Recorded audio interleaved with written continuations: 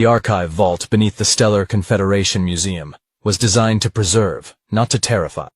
Yet Senior Curator Velthus felt all 6 of their optical sensors dilating in involuntary fear response as they examined the artifact suspended in the containment field. Dr. Elizabeth Kerrigan sat in the visitors' gallery, wondering why her sabbatical excavating pre-spaceflight human settlements on Titan had been interrupted for this. The message had been cryptic. Urgent xenoarchaeological consultation. Human cultural expertise required. Potential extinction-level threat assessment.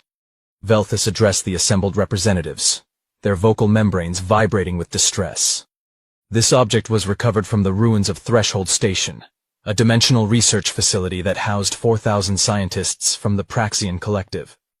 The station existed partially outside normal spacetime, conducting experiments on reality-adjacent physics. The holographic display showed twisted metal and scorched composite materials, structures bent at angles that hurt to look at.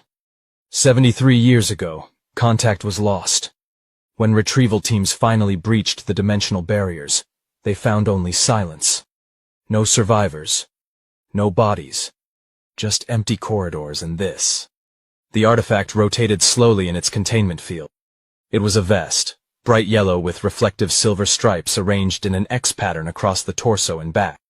Scorch marks covered sections of it, but the material remained intact despite analysis showing it had been exposed to dimensional rifts that should have scattered its atoms across 17 parallel realities.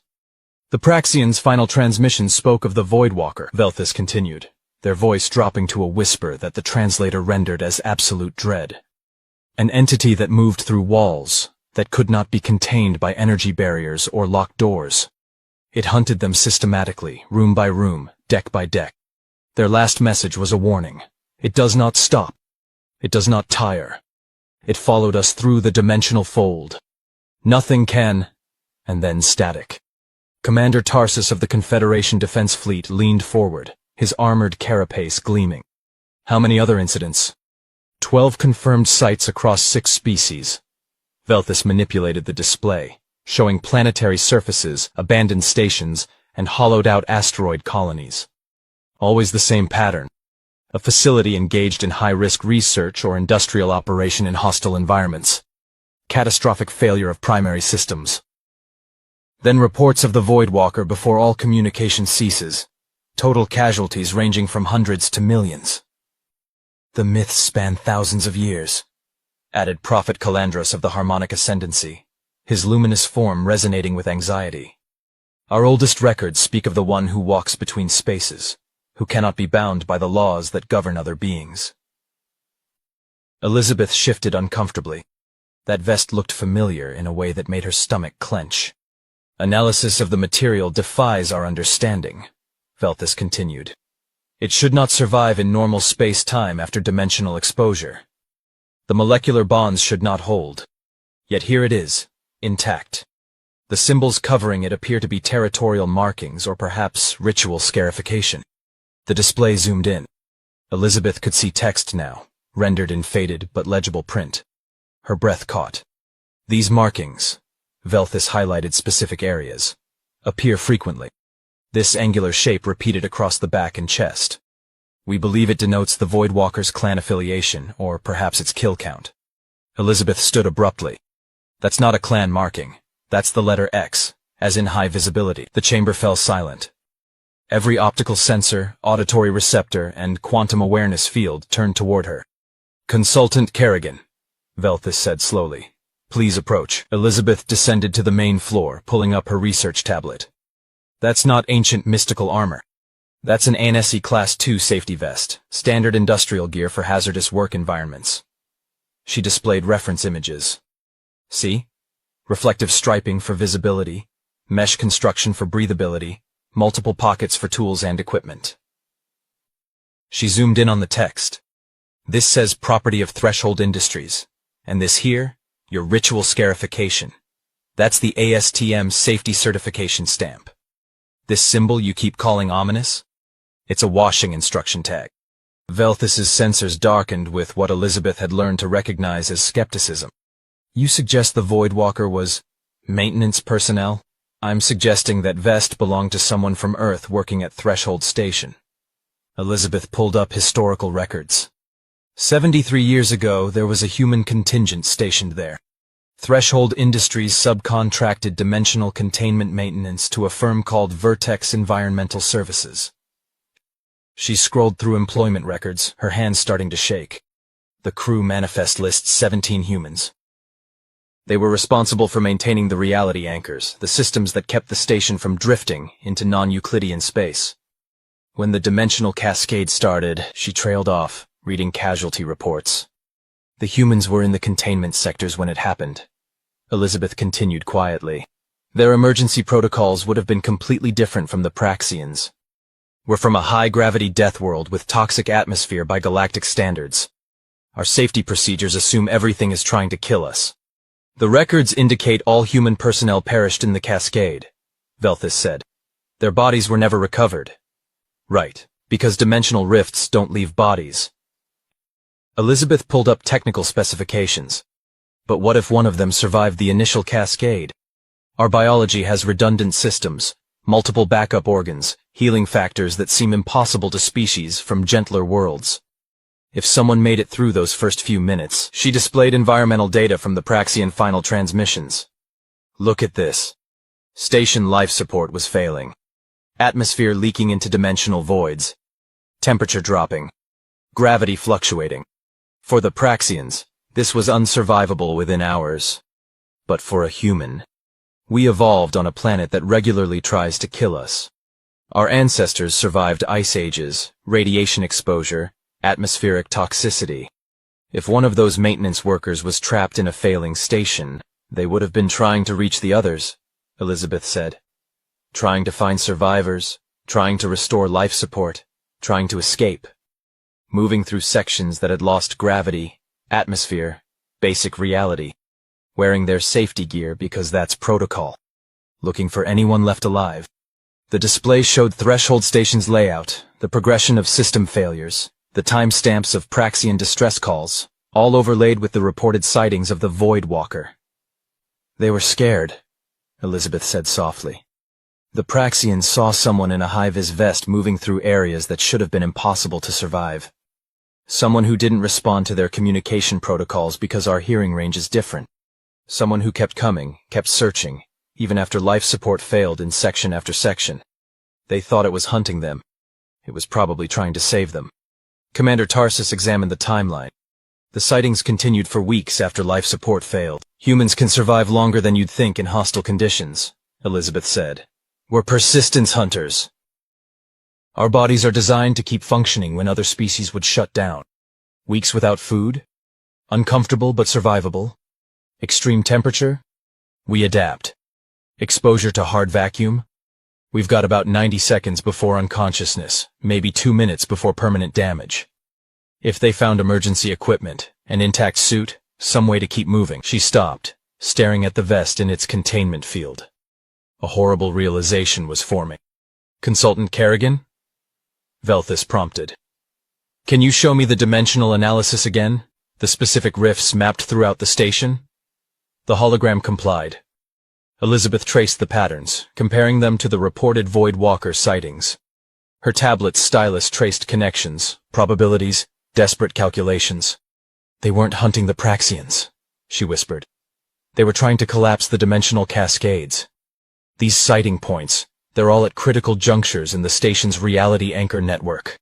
Someone was trying to manually restore the containment fields. Velthis's sensors brightened. The dimensional rifts did eventually stabilize. We attributed it to natural entropy, but it wasn't natural. Someone spent weeks, maybe months, crawling through dimensional hellscapes, manually resetting systems, sealing breaches, trying to save a station that was already lost. Elizabeth looked at the scorch marks on the vest, the damage that should have been fatal, that would have been fatal to anyone else. The Praxians died anyway, Velthis said quietly. Yeah. But not because someone was hunting them. They died because the cascade happened too fast. Their biology couldn't handle the environmental failures. And by the time someone realized there were people still alive, the rescue was impossible. Elizabeth felt her throat tighten. The human worker probably died trying to reach them. Or, a new voice interjected, and Elizabeth spun to see a figure in Confederation military uniform approaching. Maybe they didn't die at all. Admiral Lucian Westbrook looked older than Elizabeth remembered, gray threading his temples, new scars crossing his knuckles. He'd been declared dead 4 years ago during a rescue operation near the Threshold Station remnants. Uncle Lucian? Hey, Lizzie. He smiled, but it didn't reach his eyes.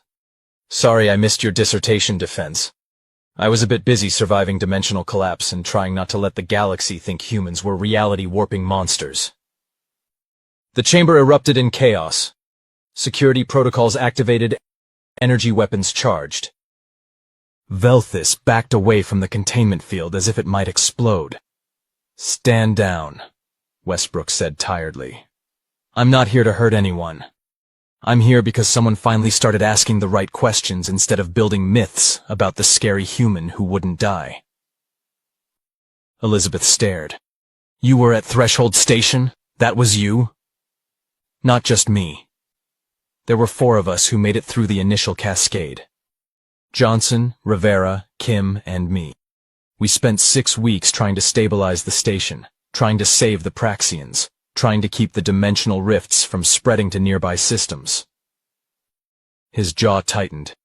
We failed. All those people died because we couldn't work fast enough. The reports said you hunted them, Velthis said. Weapons systems still online but not actively targeted. The reports were from people who'd never seen a human before, who were dying in conditions we'd barely classify as uncomfortable, who saw us moving through vacuum and dimensional breaches and thought we were supernatural. Westbrook gestured at the vest. That belonged to Rivera. She went deepest into the containment sectors, into spaces where reality was more suggestion than law. She got most of the anchor systems back online before the dimensional feedback caught her. Where are the others? Elizabeth asked. Johnson made it out. He's running a freight operation in the outer colonies now. Kim, Westbrook's expression darkened. She didn't make it. The cascade got her 3 weeks in. As for me, I ended up trapped in a dimensional pocket for about 6 months subjective time, 4 years external. Just got out 9 months ago. Why didn't you report in? Commander Tarsus demanded. The Confederation spent years investigating Threshold Station. Your testimony would have prevented this entire misunderstanding. Would it? Westbrook challenged. I'm a human who survived conditions that killed thousands of one of the galaxy's most advanced species. I walked through dimensional rifts. I operated in hard vacuum for extended periods. I manually interfaced with technology that was actively tearing holes in space-time. You think that testimony would have made me look less scary? Or would it have convinced the Confederation that humans are too dangerous to exist? The silence that followed was damning. That's what I thought, Westbrook said. So Johnson and I kept quiet. Let the galaxy think the Voidwalker was a mystery. Better to be a legend than a target. How many others? Elizabeth asked quietly. How many other mysterious disappearances were actually human surviving things that should have killed them? Westbrook pulled up his own data display. 37 confirmed incidents across the last century. Humans working in hazardous environments, catastrophic failures, total station losses. Except we didn't lose anyone. They survived. They adapted. They did what humans do when everything goes wrong. They found a way through. The display showed facilities across the galaxy, industrial accidents, research disasters, environmental catastrophes, and in each case, mysterious sightings afterward of entities that shouldn't exist, moving through hostile conditions, trying to rescue survivors or stabilize critical systems. The Wraith of Beacon 4 was a cargo pilot named Leslie who got trapped in a radiation storm and spent 3 months manually repairing a damaged reactor, Westbrook narrated. The Shadow of Helios station was engineering crew trying to prevent a solar array from crashing into a populated moon. The Silent One at the Krex mining colony was a single worker who kept the atmospheric processors running for 16 months after the automated systems failed, saving the indigenous population below. And you never revealed yourselves, Velthis said. You let us fear you. We let you misunderstand us, Westbrook corrected.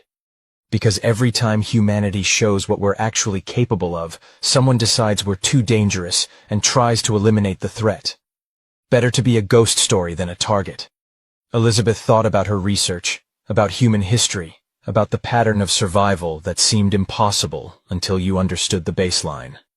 "We're from a death world," she said slowly.